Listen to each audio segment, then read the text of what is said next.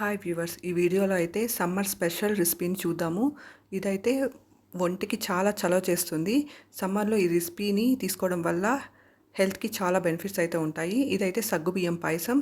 ముందుగా బెల్లాన్ని అయితే తురిమేసి దాంట్లోకి హాఫ్ కప్ నీళ్ళు అయితే వేసేసి బెల్లాన్ని జస్ట్ కరిగించుకుంటే చాలు. ఆ తర్వాత సగ్గుబియ్యాన్ని నెయ్యిలో బాగా ఫ్రై చేసేసి ఒకసారి అయితే నేను కడిగేసాను, అందులో ఏమైనా డస్ట్ పార్టికల్స్ ఉంటే పోతాయని. ఆ తర్వాత కొంచెం నెయ్యి వేసి, నెయ్యి వేడయ్యాక అందులోకి సగ్గుబియ్యాన్ని అయితే వేసేసి బాగా ఫ్రై చేసుకుంటున్నాను.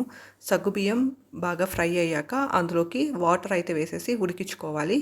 మధ్య మధ్యలో గంటెతో కలుపుకుంటూ ఉడికించుకోవాలి. మంటనైతే మీడియం టు లో హీట్ మధ్యలో అడ్జస్ట్ చేసుకుంటూ గరిటెతో కలుపుకుంటూ ఉడికించుకోవాలి.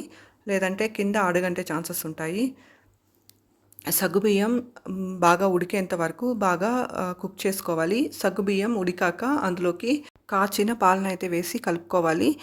టోన్డ్ మిల్క్ అంటే కూడా పాయసం చేసేటప్పుడు, ఇలాంటి రెసిపీస్ చేసేటప్పుడు ఫుల్ ఫ్యాట్ మిల్క్ వాడితే చాలా టేస్టీగా ఉంటుంది. నేనైతే ఇలాంటి రెసిపీస్కి ఫుల్ ఫ్యాట్ మిల్క్ అయితే వాడతాను. ఉడికించిన సగ్గుబియ్యంలోకి కాచిన పాలను అయితే వేసి కలిపేసుకుంటున్నాము.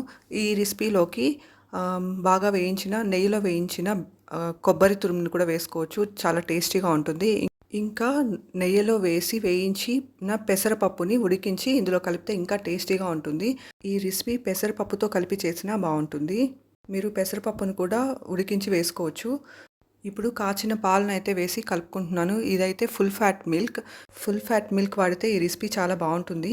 ఫుల్ ఫ్యాట్ మిల్క్ని వేసేసి బాగా కలిపేసి కొంచెం సేపు ఉడికించుకోవాలి. పాయసం కొంచెం సేపు ఉడికాక అందులోకి ఇప్పుడు మనము కరగపెట్టిన బెల్లాన్ని చల్లారనిచ్చిన తర్వాత ఈ రెసిపీలోకి వేసుకోవాలి. కరిగించిన బెల్లంని అలానే వేడివేడిగా వేయకూడదు, చల్లారిన తర్వాత మాత్రమే వేయాలి. వేడివేడిగా అలానే బెల్లం నీళ్ళు వేస్తే పాలు విరిగిపోయే ఛాన్సెస్ చాలా ఎక్కువగా ఉంటాయి. గుల్లలుగా అయిపోతుంది. చల్లారి పెట్టి వేసామంటే పర్ఫెక్ట్గా వస్తుంది.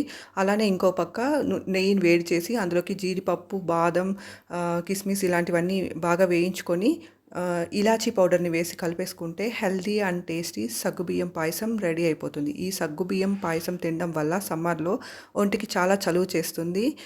చాలా హెల్దీ కూడా. ఇక్కడైతే నేను ఈ వీడియోలో ఇప్పుడు చల్లారి పెట్టిన బెల్లం నీళ్ళని అయితే వేసేసుకుంటున్నాను. దీనైతే నేను ఫిల్టర్తో వడగట్టి వేస్తున్నాను. ఇలా ఫిల్టర్తో వడగట్టడం వల్ల అందులో డస్ట్ పార్టికల్స్ ఏమైనా ఉంటే ఫిల్టర్ అవుతాయి.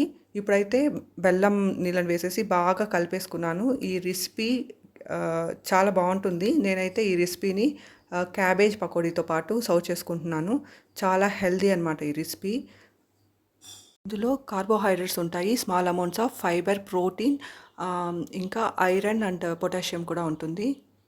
సగ్గుబియ్యం వచ్చేసి గ్లూటెన్ ఫ్రీ, బ్లడ్ ప్రెషర్ని రెగ్యులేట్ చేస్తుంది, డైజెషన్ని ఇంప్రూవ్ చేస్తుంది, నర్వస్ సిస్టమ్ని బూస్ట్ చేస్తుంది, ఇంకా మెంటల్ హెల్త్ని ఎన్హాన్స్ చేస్తుంది. ఈ రెసిపీ అయితే చాలా హెల్దీ. ఈ సమ్మర్లో తీసుకున్నామంటే ఒంటికి చాలా చలువ చేస్తుంది, చాలా ప్రయోజనాలు అయితే ఇస్తుంది. హెల్దీ అండ్ టేస్టీ రెసిపీని ట్రై చేసి చూడండి. Thank you for watching.